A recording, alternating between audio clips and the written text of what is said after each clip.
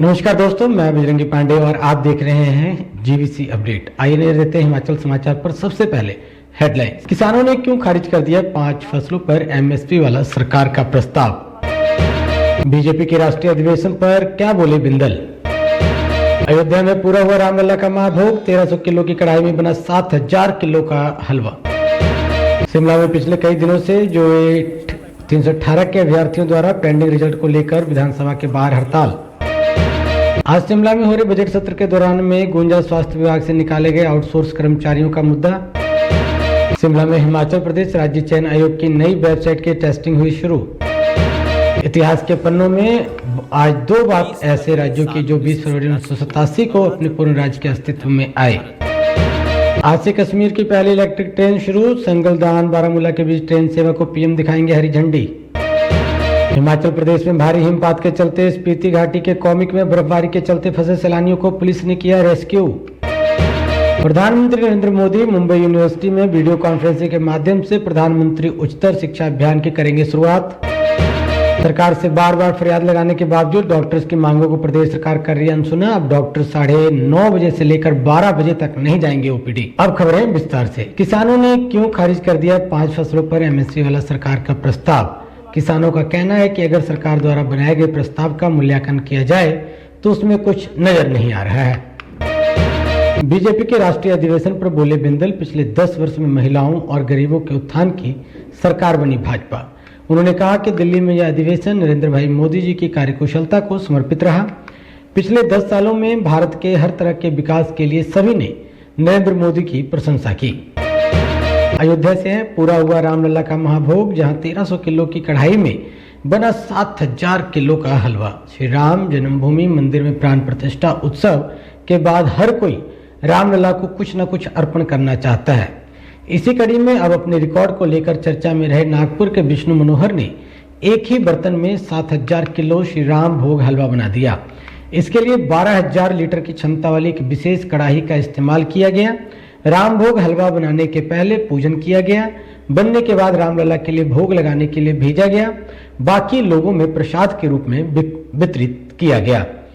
सेठ विष्णु मनोहर ने कहा कि जब मोहन भागवत जी ने बताया कि 22 तारीख को प्राण प्रतिष्ठा होगी तो हमने तय किया कि विश्व रिकॉर्ड तो करीब 20 बनाए हैं, लेकिन अब भगवान के लिए हलवा बनाना है।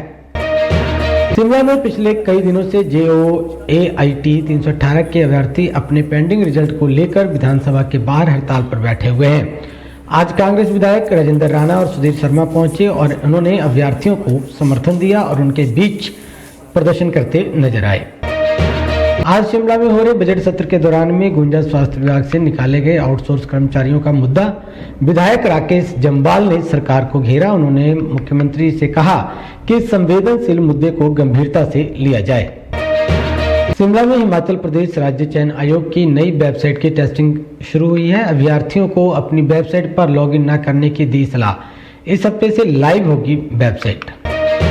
इतिहास के पन्नों में आज बात 2 ऐसे राज्यों की जो 20 फरवरी 1987 को अपने पूर्ण राज्य के अस्तित्व में आए। क्या आप जानते हैं उन राज्यों के नाम? उत्तरी राज्य मिजोरम और अरुणाचल प्रदेश 1987 से 20 फरवरी को अपना स्थापना दिवस मनाते हैं। अरुणाचल प्रदेश देश का चरम उत्तरी भाग है, जिसे उगते सूरज की भूमि के रूप में भी जाना जाता है। हिमालय के किनारे पर स्थित राज्य को भोर और प्रज्वलित पहाड़ों की भूमि कहा जाने पर गर्व है। अरुणाचल प्रदेश भारत का 24वां राज्य बना है। आज से कश्मीर की पहली इलेक्ट्रिक ट्रेन शुरू होगी। संगलदान बारामूला के बीच ट्रेन सेवा को पीएम दिखाएंगे हरी झंडी। कश्मीर की घाटियों में अब तेज गति से ट्रेन चलेगी। बारामूला, श्रीनगर, बनिहाल, संगलदान के बीच 185.66 किलोमीटर ट्रैक के विद्युतीकरण का काम पूरा कर लिया गया है। इस ट्रैक पर अब इलेक्ट्रिकल इंजन वाली ट्रेन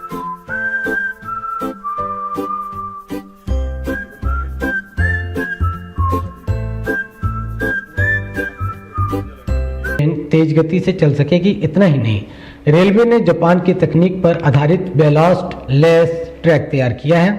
साथ ही इस पूरे स्ट्रेच में भारत की सबसे लंबी परिवहन सुरंग T50 से गुजरने का भी आनंद यात्री ले सकेंगे।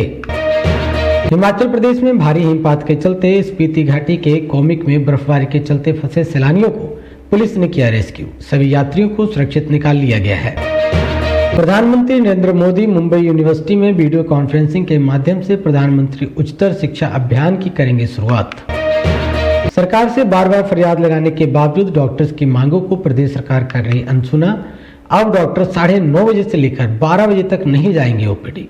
दूर दराज के क्षेत्रों से अस्पताल में पहुंचने वाले मरीजों को उठानी पड़ रही है परेशानी। सरकार से बार बार फरियाद लगाने के बावजूद भी प्रदेश के अस्पतालों में कार्यरत डॉक्टर्स की मांग को अनसुना कर दिया गया है। नतीजतन आज से हिमाचल प्रदेश मेडिकल एसोसिएशन के तमाम डॉक्टर्स की ओर से हड़ताल का फैसला ले लिया गया है। अब डॉक्टर 9:30 बजे से लेकर 12 बजे तक ओपीडी में नहीं जाएंगे, जिसका सीधा असर रोजमर्रा की बीमारियों की जांच के लिए दूर दराज के क्षेत्रों से अस्पतालों में पहुंचने वाले मरीजों और तीमारदारों पर पड़ता हुआ नजर आ रहा है। हिमाचल प्रदेश मेडिकल एसोसिएशन के उपाध्यक्ष कुमार सौरभ ने बताया कि यूं तो उनकी मांगे कोई बहुत बड़ी नहीं है, वो सरकार से सिर्फ एनपीए की मांग कर रहे हैं, जिसे सरकार ने नए भर्ती हुए डॉक्टर्स के वेतन से डी लिंक कर दिया है। ये सही नहीं है। उन्होंने कहा कि इससे पहले भी वो इस मांग को लेकर सरकार को आगाह कर चुके हैं और मुख्यमंत्री से भी मुलाकात कर चुके हैं। मुख्यमंत्री ने उन्हें पिछले साल जून महीने में भी मुलाकात के दौरान मिनट्स ऑफ मीटिंग देने की बात कहकर टाल दिया था और इस महीने की 13 तारीख को भी यही बात दोहराकर बेरंग वापस भेज दिया था। बावजूद इसके आज तक वो मिनट्स ऑफ मीटिंग नहीं मिले। ऐसे में अब उनके सामने हड़ताल के सिवाय और कोई चारा नहीं बचा है। उन्होंने कहा कि आपातकालीन सेवाओं को बाधित नहीं होने दिया जाएगा। कि पिछले लगभग 1 महीने से ज़्यादा हम लोगों को हो गया है साइलेंट प्रोटेस्ट करते हुए ब्लैक बैजेस के थ्रू, और बीच में हमें 13 फरवरी को जो है वो समय मिला था, तो हम लोग शिमला गए थे और माननीय मुख्यमंत्री जी से हमारी मीटिंग भी हुई। तो उसमें हमने अपनी जो भी हमारी डिमांड्स थी, जो हमने आपके मीडिया के आगे भी बहुत बार रखी है, वो सारी हमने उनको जो है बताई और लगभग 1 घंटे का वार्तालाप हमारा हुआ, जिसमें कि हमें ये आश्वासन दिया गया था कि कुछ चीज़ों पर जिसमें उन्होंने कहा कि हो सकता है, उसके लिए उन्होंने जो है ये कहा था कि मिनट्स ऑफ मीटिंग जो है हम आपको प्रदान करेंगे। लेकिन आज लगभग हफ्ते से ज़्यादा हो गया है और हमारी बात को फिर अनसुना ही किया जा रहा है। पूर्व में आपको बताना चाहूँगा कि 3 जून को भी हम लोग जो है हमारी स्ट्राइक का कॉल ऑफ हुआ था।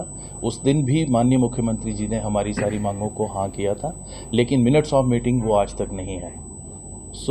हमारी सिर्फ ये है कि बीइंग डॉक्टर्स हमारा पहला प्रोफेशन, हमारी ड्यूटी हमारी पेशेंट्स के लिए है।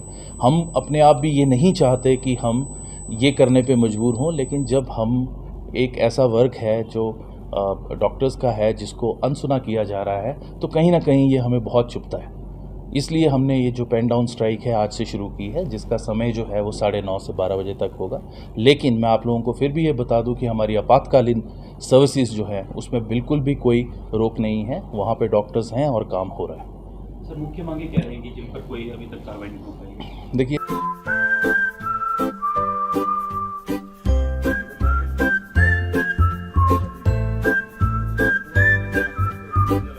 हम काफ़ी बार बोल चुके हैं, लेकिन मुख्य मांगों में हमने इसको संक्षिप्त करते हुए सबसे पहली मांग जो रखी थी वो थी हमारी कि जो हमारे कॉन्ट्रैक्चुअल डॉक्टर्स हैं या जो लोग हमारे कॉन्ट्रैक्ट पे पीजी करके डॉक्टर्स आते हैं, इतने संघर्ष के बाद उनकी जो तनख्वाह है उसमें से एनपीए को डी लिंक कर दिया गया, जिसके बाद वो केवल 33,000 समथिंग रह गई है।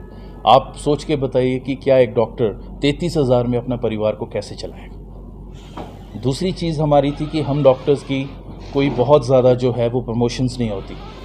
ठीक है, एक डॉक्टर एमओ बड़ी मुश्किल से आगे बीएमओ बनता है, लेकिन वो बीएमओ बनने के लिए भी हमारी आज तक डीपीसीज ये सारी प्रमोशंस रुकी हुई। तो अब आप हैरान होंगे सुन के कि आज तक जो है वो हमारी सीनियरिटी लिस्ट ही नहीं बन पाई है। कुछ तो ऐसे डॉक्टर्स हैं जो प्रलोक सुधार गए हैं और उनकी एसीआर्स ढूंढी जा रही हैं। ठीक है, कईयों ने लिख के दे दिया है मेडिकल कॉलेजेस में कि हमने आगे नहीं लेनी है, उनकी भी एसीआर्स ढूंढी जा रही है। तो जब तक ये सिस्टम जो है वो स्ट्रीमलाइन नहीं होगा, तब तक जो नए डॉक्टर्स हैं उनको तो आगे बढ़ने का मौका ही नहीं मिलेगा। तीसरी हमारी मांग थी कि हमारी एक जो है वो प्रोग्रेशन स्कीम होती है एसीपीएस के नाम से, जिसके कारण हमें जो है वो टाइम के साथ स्केल्स मिलते हैं।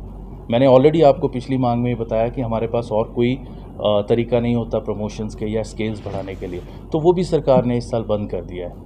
तो हमारी यही रिक्वेस्ट है कि ये जो चीज़ें हम मांग रहे हैं ये बाकी स्टेट्स में दी जा रही हैं। हम कोई ऐसी चीज़ नहीं मांग रहे हैं कि कोई हमें पैसों का लालच है कुछ है, लेकिन जो बाकी डॉक्टर्स को बाकी जगह मिलता है वो हमारे पर ही लागू क्यों हो रहा है। तो आज की जो भी आगे इसके आगे की रणनीति होगी वो डे 1 का देख के आज एक सीसी मीटिंग शाम को 7 बजे रखी गई है, जिसमें स्टेट बॉडी के साथ बैठ के पूरा फर्दर डिसीजन और प्लान ऑफ एक्शन बनेगा कि ये कितने दिन चलेगा और मास कैजुअल लीव कब दी जाएगी। और हमारी हमेशा देखिए, हम भी हिमाचल प्रदेश के ही लोग हैं, इस प्रदेश से हमें प्यार है और हमें कहीं ना कहीं ये विश्वास है कि सरकार जल्दी से जल्दी हमारी बात को सुनेगी, क्योंकि हम भी कहीं ना कहीं जो है वो मरीज़ों को तंग नहीं करना चाहते। और रही बात जो प्रश्न आपने पूछा था कि जो मरीज़ हैं उनकी जिम्मेवारी कौन लेगा, देखिए डॉक्टर्स के अलावा और कोई नहीं लेगा। हम वही डॉक्टर्स हैं जो आज तक उनको देखते आए हैं और जोनल हॉस्पिटल धर्मशाला लगभग टांडा को टक्कर देता है हर एक लेवल पे, ये आप लोग सब जानते हैं। वो मरीज़ आज भी हम ही देखेंगे, चाहे हमें जो है उसके लिए टाइम लगता है, लेकिन वो बर्डन भी हमारे ऊपर ही है। लेकिन कहीं ना कहीं आपके थ्रू हमारी यही रिक्वेस्ट है कि ये सरकार तक ये चीज़ें पहुँचें और हमारा जो है वो आगे हम इस पर कुछ डिसीजन ले पाएँ। धन्यवाद। इस तरह की अन्य तेज तरीन खबरों के लिए जुड़े रहें जीवीसी अपडेट के साथ और कमेंट बॉक्स के माध्यम से आप हमें जरूर बताएं कि आप हमारे बुलेटिन को कहां से देख रहे हैं। मुझे दीजिए इजाजत, तब तक के लिए जय हिंद, जय भारत।